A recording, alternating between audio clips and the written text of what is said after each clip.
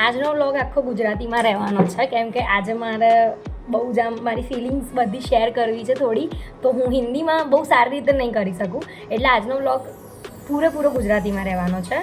હવે આજે મારું કોન્વોકેશન છે. હવે કોન્વોકેશન શાનું?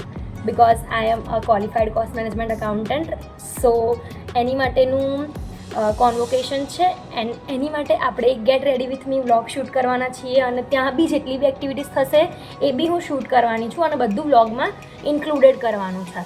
તો લેટ્સ ગેટ સ્ટાર્ટેડ. સૌથી પહેલાં તો હું આ કેબલ દેખાય છે એની માટે સોરી, બિકોઝ અહીંયા બીજું કોઈ સેટઅપ નથી. સૌથી પહેલાં તો હું મારા હેર સ્ટ્રેટનિંગ કરવાની છું, obviously necessary, because I don't have curly hair, either straight hair.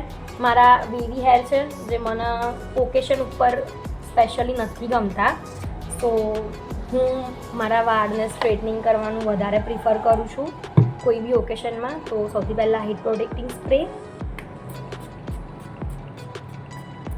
મારે મારી CMAની જર્ની વિશે વાત કરવી હતી, જે which was started in the year like 2021 and. સૌથી પહેલાં મેં ક્યારે CMA વિશે વિચાર્યું હતું. Actually life is unpredictable, you can say, because મારા મગજમાં ક્યારેય CMA કરવાનો વિચાર હતો જ નહીં, કોઈ દિવસ નહીં. મારા મગજમાં હતું કે આપણે MBA કરવું છે, આપણે કોઈ પ્રોફેશનલ કોર્સીસના અટેમ્પ્ટ્સના ચક્કરમાં પડવું જ નથી ક્યારેય. એટલા માટે મારું ગોથ્રુ, મારું પ્રેફરન્સ સૌથી પહેલું હતું કે મારે MBA જ કરવાનું છે, જેની માટે મેં CMATની પ્રિપરેશન બી કરી લીધી હતી. CMATમાં સારા એવા પર્સન્ટાઇજ સ્કોર કર્યા હતા કે એક ગવર્મેન્ટ કોલેજમાં એડમિશન મળતું હતું. સો પ્રોબ્લેમ ત્યાં સ્ટાર્ટ થઈ કે જ્યારે MBA વિશે વિચાર્યું ત્યારે MBAમાં એવું હતું કે તમારે જોબ ક્વિટ કરવી પડે, બિકોઝ MBAનો ટાઈમિંગ કંઈક 10 to 6 ઓર 10 to 5 સમથિંગ એવું કંઈક હોય છે. તો હું અનકમ્ફર્ટેબલ હતી કે મારે મારી જોબ ક્વિટ નહીં કરવી, હું કંઈ બી જે બી કરીશ એ બધું મારી જોબ સાથે કરીશ. મારું એવું હતું પ્રેફરન્સ કે હું એની સાથે જ કરીશ બધી વસ્તુ. તો એટલા માટે પછી મેં એવું વિચાર્યું કે હવે MBA તો નથી જ કરવું, હવે જે બી કરીશું MBA સિવાયનું કંઈક કરીશું. તો એ વખતે તો થોટ આવ્યો કે હવે અત્યારે MBA નથી કર્યું તો MCOMનું ફોર્મ ભરી દો, નહીં તો પછી એ બી જતું રહે. મને એવું હતું કે કંઈક તો અલગ કરવું જ છે, ખાલી MCOM નહીં કરવું. તો મેં CMAનું ફોર્મ ભરી દીધું ભગવાનનું નામ દઈને, અને એ ફોર્મ ભર્યા પછી મેં એવું વિચાર્યું હતું જ્યારે મેં સ્ટાર્ટ કર્યું ત્યારે કે જો ફર્સ્ટ ગ્રુપ નીકળશે તો જ આપણે બીજાના અટેમ્પ્ટને બધું આપીશું, નહીં નીકળે તો નહીં આપીએ. અને ભગવાનની કૃપાથી મારું ફર્સ્ટ ગ્રુપ ફર્સ્ટ અટેમ્પમાં નીકળી ગયું. અને પછી લાઈક એમાં તો મેં બહુ જ મહેનત કરી હતી. હું સવારે ઓફિસ જાઉં, સવારે ક્લાસ જાઉં, બપોરે ઓફિસ જાઉં અને સાંજે આવીને ઘરે આવીને ભણતી હતી. એટલે આ મારું શેડ્યુલ હતું. એટલે એમાં તો મેં બહુ જ મહેનત કરી હતી કે ના મારે આ તો નીકાળવું જ છે. એ નીકળી ગયું. અને હવે ફોર એક્ઝામ્પલ કે જૂન મહિનામાં એક્ઝામ આવે તો એનું રિઝલ્ટ ઓગસ્ટમાં આવે અને પછી ફરીથી એક્ઝામ ડિસેમ્બરમાં હોય. અને હું કોન્ફિડન્ટ નથી કે મારું નીકળી જ જશે, એટલે મેં ઓગસ્ટ મહિના સુધી કશું ભણ્યું જ નહોતું ફોર સેકન્ડ ગ્રુપ. તો જ્યારે સેકન્ડ ગ્રુપ આપવાનું થયું ત્યારે મને એવું થઈ ગયું કે યાર હવે તો મારાથી નહીં થાય, એક જ ગ્રુપ થયું છે ખાલી. પછી મેં બહુ જ બધા વિચારો કર્યા કે આમાં તો ડાયરેક્ટ ટેક્સેશન છે જે બહુ જ મોટું છે. બહુ બધા લોકો સાથે સલાહો લીધી કે શું કરું, ગેપ લઉં, અટેમ્પ્ટ આપું કે ના આપું. બહુ બધી ચર્ચાઓ થઈ અને પછી મારા એક સર સાથે મારી વાત થઈ અને એમણે મને કીધું કે આપી દે, ભગવાનનું નામ લઈને જે થશે જોઈ જશે. એટલે એ વખતે પછી મેં આપી દીધું મારું ગ્રુપ અને લકીલી હું એમાં બી પાસ થઈ ગઈ ભગવાનની કૃપાથી. સો મારા ઇન્ટરના બંને ગ્રુપ ફર્સ્ટ અટેમ્પમાં નીકળી ગયા અને મારું ઇન્ટર બી ક્લિયર થઈ ગયું જોરદારમાં 1 વર્ષની અંદર, ખબર પણ ના પડી. પછી જ્યારે ફાઇનલ આપવાનું થયું ત્યારે મતલબ ઓબ્વિયસલી કે એમાં તો અમારે ટાઈમ જોઈએ 1 વર્ષનો, તો 1 વર્ષનો ગેપ લીધો. 4th ગ્રુપ બી નીકળી ગયું ત્યારે મેં 4th ગ્રુપ પહેલાં આપ્યું હતું. અને પછી હતું ગ્રુપ 3ની વાત. ગ્રુપ 3 એવું હતું કે મેં મારા લાઈફમાં જેટલા બી લોકોને જોયા હતા ને એમાં કોઈ એવું હતું જ નહીં જેણે મને એવું કીધું હોય કે ગ્રુપ 3 મારે ફર્સ્ટ અટેમ્પમાં નીકળ્યું છે. પર્ટિક્યુલર કોઈ બી વ્યક્તિને હું જોઈ લઉં, મારા ઘરમાં જે મારા રિલેટિવ હતા, મારી ઓફિસમાં જે લોકોને હું જોતી હતી, મારી આસપાસ મારા ફ્રેન્ડ્સ જે મારાથી સિનિયર હતા, કોઈને ગ્રુપ 3 ફર્સ્ટ અટેમ્પમાં નીકળ્યું નહોતું. અને મને એવું થાય કે યાર હું તો, કેમ કે હું ફૂલ ટાઈમ જોબ કરતી હતી બધી વસ્તુની સાથે, ઇવન મારું ગ્રુપ 1 હોય, ગ્રુપ 2 હોય, ગ્રુપ 3 હોય, કોઈ બી ગ્રુપની મેં એક્ઝામ આપી છે, જોડે મારી જોબ ચાલુ જ રહી છે હંમેશા. ક્યારે મેં જોબ ક્વિટ નહીં કરી. રજાઓ લીધી હશે પણ એટલી બધી નહીં. હવે તમને ખબર છે ઓબ્વિયસલી કે રજાઓ આપણને કેટલા ટાઈમ સુધી નહીં આપે, મેક્સિમમ મહિનો, એની અંદર એક્ઝામના દિવસો બી ઇન્ક્લુડ થઈ ગયા. એ વખતે મારી જોબ હતી ફૂલ ટાઈમ, મતલબ 9 hours હું જોબ કરું, તમે 1 hour ટ્રાવેલિંગનો ગણી લો તો મારે 10 hours તો જતા રહેતા હતા રોજના. પછી એક લકીલી એક ફેક્ટર એવો હતો કે મારે સેટરડે સન્ડે ઓફ હોતી હતી, એટલે હું સેટરડે સન્ડે ભણી શકતી હતી. હું લાઇબ્રેરીમાં સેટરડે તો આખો દિવસ લાઇબ્રેરીમાં છું, અને સન્ડે બી હું 2-3 કલાક 4 કલાક તો કાઢીને વાંચી જ લેતી હતી. સો એ એક લકીલી એક ફેક્ટર હતો. અને સેકન્ડ ફેક્ટર એ હતો કે મારું ઓફિસમાંથી અમને વર્ક ફ્રોમ હોમ બી મળતું હતું, તો વર્ક ફ્રોમ હોમ લઈને બી મેં સારું એવું ભણવાનું કેચઅપ કર્યું હતું, પણ એ 1 મહિના માટે જ મળ્યું હતું. ઇન શોર્ટ, ગ્રુપ 3એ બહુ વધારે મહેનત માંગી હતી મને એવું લાગ્યું compare to any other 3 group એમ. સો ગ્રુપ 3ની એક્ઝામ આપી. હવે થયું એવું કે જ્યારે ફર્સ્ટ એક્ઝામ આપી લોની, મને ગ્રુપ 3માં સૌથી વધારે કોન્ફિડન્સ હતો લોના સબ્જેક્ટમાં. તો લોનું પેપર સૌથી પહેલું પેપર હતું, અને લોનું પેપર આપ્યા પછી મને એવું હતું કે મારા એક્ઝેમ્શન પેપર આપ્યા પહેલાં મને એવું હતું કે મારા એક્ઝેમ્શન તો પાક્કું 110% મારા એક્ઝેમ્શન આ સબ્જેક્ટમાં આવશે. પણ પેપર આપ્યા પછી એવું થયું કે બોસ હવે 40 માર્ક્સ આવે તો બી સારું છે, કેમ કે અમારે 40 માર્ક્સે પાસ હોય છે. તો મને એવું થઈ ગયું કે 40 માર્ક્સ બી એટલીસ્ટ આવે ને તો બી સારું છે.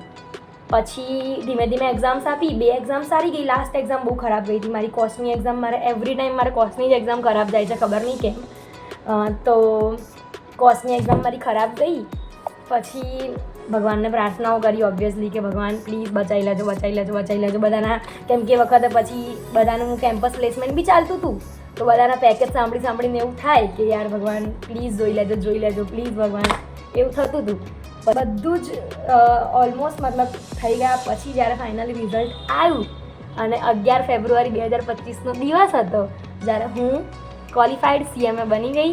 અને એ જર્ની મારી તમારી સાથે શેર કરવી હતી. થઈ ગયું છે. હવે કપડાં બદલ્યા પછી મળી શકે. બાય. સો કોન્વોકેશન માટે રેડી થઈ ગઈ છું હું.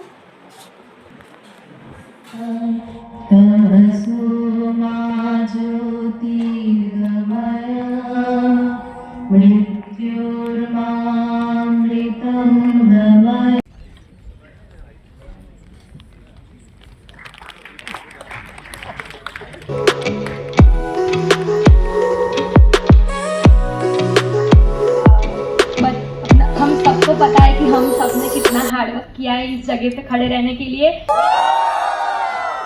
સો કોન્વોકેશન પતી ગયું છે અને અમે ઘરે આવી ગયા છીએ.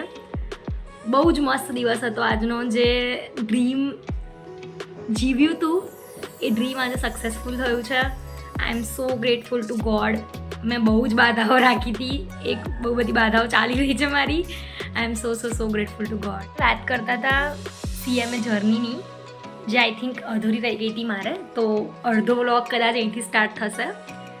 તો મારી CMA જર્નીની વાત કરું જે અનપ્રિડિક્ટેબલ હતી, જે મેં વિચાર્યું નહોતું.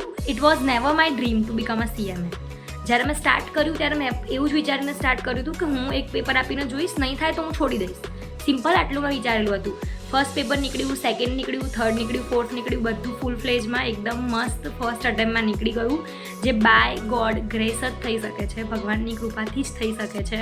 કેમ કે બહુ બધા એવા લોકો છે જેમને મેં જોયા છે જે લોકોથી નહીં થયું, અને મને એ લોકો માટે વધારે રિસ્પેક્ટ છે.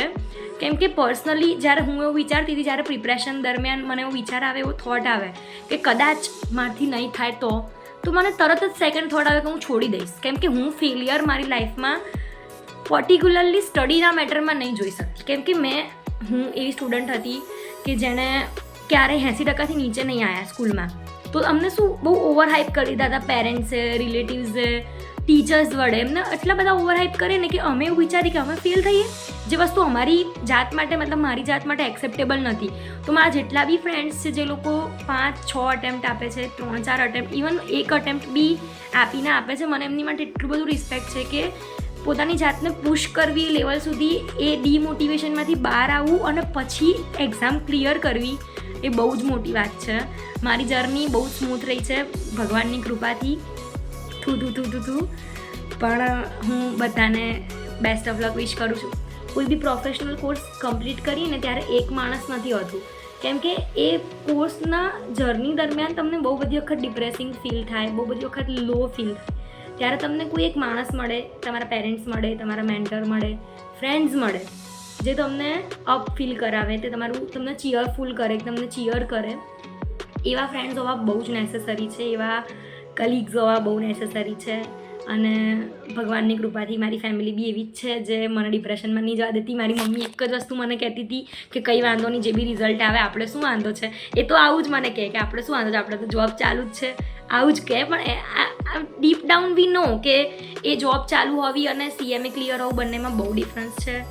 સો આ મને યાદ છે અને હું નહીં શબ્દોથી કહી શકતી કે હું કેટલી ખુશ છું એક વસ્તુ માટે, જે આટલા દિવસથી આટલી ખુશી નથી થતી, પણ આજે જે કોન્વોકેશન થયું ને પછી બહુ જ એક્સ્ટ્રીમ લેવલ ખુશી થઈ રહી છે, કેમ કે બહુ જ પ્રાઉડ ફીલ થયું. અને હું ઈચ્છું છું કે બધાની લાઈફમાં આ ખુશી આવે, જેટલા બી એસ્પિરન્ટ્સ છે, એવું નહીં CA CMA CSના જેટલા બી છે, બધાની લાઈફમાં એક સક્સેસફુલ ટાઈમ આવે જ્યારે એમને એમના ગોલ્સ રિસીવ થાય, એમની બધી જ ડ્રીમ્સ કમ્પ્લીટ થાય. એ જ હું ઈચ્છું છું. Thank you so much.